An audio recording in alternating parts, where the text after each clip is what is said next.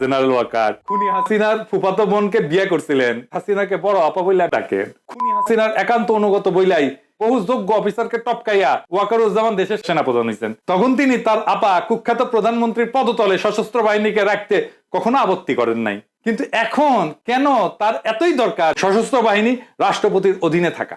কল্পনা করেন সশস্ত্র বাহিনীর নিয়ন্ত্রণ তুপ্পুর মতো লোকের হাতে। জঘন্য স্বৈরাচারিণী শেখ হাসিনার শাসনামলে অবৈধ প্রধানমন্ত্রীর কর্তৃত্বের বাইরে যাইতে চাননি, এখন কেন যাইতে চাইতেছেন প্রধান উপদেষ্টার বাইরে? তখন কি প্রতিরক্ষা বাহিনীকে রাষ্ট্রপতির কর্তৃত্বে রাখার কথা বলছিলেন? আজ এটা বলা অনস্বার্থ বিরোধী রাজনীতি। আপনি রাজনীতি করতেছেন ওয়াকার সাহেব। ইন্ডিয়ার কুখ্যাত গোয়েন্দা সংস্থা র অথবা খুনি হাসিনার মতো কেউ তাকে পেছন থেকে নাচাইতেছে।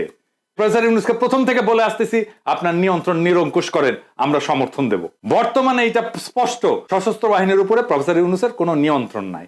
প্রফেসর ইউনূস সেনাবাহিনীর এই দুর্বৃত্তগুলো ইচ্ছা অনুসারে দেশ চালাইতেছে। বিএনপি, জামাত, বৈষম্য বিরোধী ছাত্র আন্দোলন সহ গণ অভ্যুত্থানে অংশগ্রহণকারী সকল দল, সংস্থা এবং পক্ষকে এই নতুন বাস্তবতা কিন্তু বুঝতে হবে এবং এর বিরুদ্ধে ঐক্যবদ্ধভাবে রুখে দাঁড়াইতে হবে। আর তা না করতে পারলে ভিন্ন রূপে ডেলে সাজানো ফ্যাসিবাদের নবছায়া গণতন্ত্র শূন্যতা, অধিকারহীনতার মধ্যে ইন্ডিয়ার কর্তৃত্বের অধীনে বসবাস করতে হবে। আমি বলে রাখলাম, লিখে রাখতে পারেন।